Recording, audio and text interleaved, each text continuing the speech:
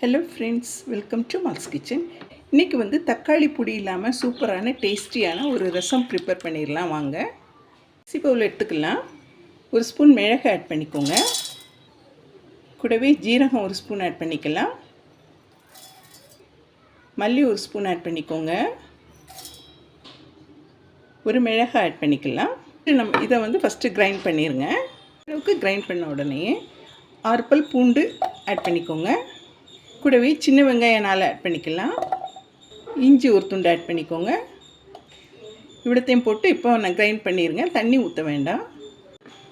இப்படி அரைச்சி வச்சுக்கோங்க. இப்போ இதில் வந்து 1/2 டம்ளர் தண்ணி ஆட் பண்ணி அரைச்சிக்கலாம். இந்த அளவுக்கு அரைச்சி வச்சுக்கோங்க.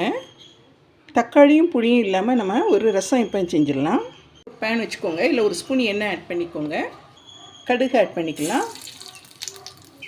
கடுகு லைட்டாக போட்டோன்னே வெந்தயம் கொஞ்சம் ஆட் பண்ணிக்கோங்க. இதுக்கு வத்தல் 2 கிள்ளி ஆட் பண்ணிக்கலாம். கருவேப்பிலை ஆட் பண்ணிக்கோங்க. கூடவே கொஞ்சம் மல்லி இலையும் ஆட் பண்ணிக்கலாம். இப்போ நம்ம அரைச்சி வச்சோம்ல இந்த பேஸ்ட்டை இதில் ஆட் பண்ணிக்கோங்க. மிக்சியில் 2 டம்ளர் தண்ணி கலக்கி ஆட் பண்ணிக்கலாம்.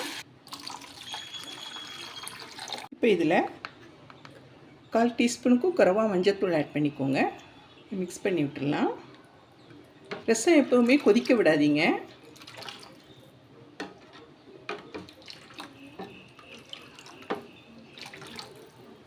இப்போது ரசத்துக்கு தேவையான அளவு உப்பு ஆட் பண்ணிக்கலாம்.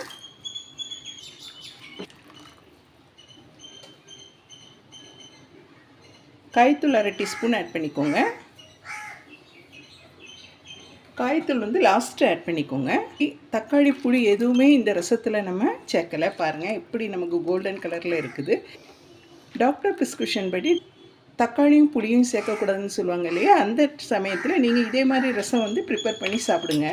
நல்ல ஓரத்தில் கொதிக்கும் போது ஆஃப் பண்ணிடுங்க. ரசம் நல்ல ஓரத்தில் இப்போ கொதித்து வருது இல்லையா, இப்போ ஸ்டவ்வை ஆஃப் பண்ணிடுங்க.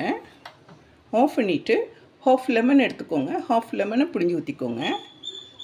லெமன் ஜூஸ் வந்து நமக்கு கால் வலிக்கோ கை வலிக்கோ நம்ம லெமன் ஜூஸ் வந்து அதிகமாக இதில் ஆட் பண்ண போகிறதில்ல. 1/2 லெமன் தான் ஆட் பண்ணாலே புளிப்பு சுவை வந்துடும். இதை லைட்டாக ஆஃப் பண்ணிவிட்டு நீங்கள் லெமன் ஜூஸ் ஆட் பண்ணிக்கோங்க. இப்போ நமக்கு ரசம் ரெடியாக இருக்குது பாருங்கள். இது ரைஸுக்கு ஊற்றி சாப்பிடுங்க, சூப்பராக இருக்கும்.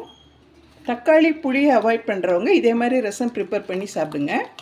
இந்த டைம் வந்து உப்பு கரெக்டாக இருக்கான்னு பார்த்துக்கோங்க. உப்பு தேவை இருந்தால் கொஞ்சம் ஆட் பண்ணிக்கலாம்.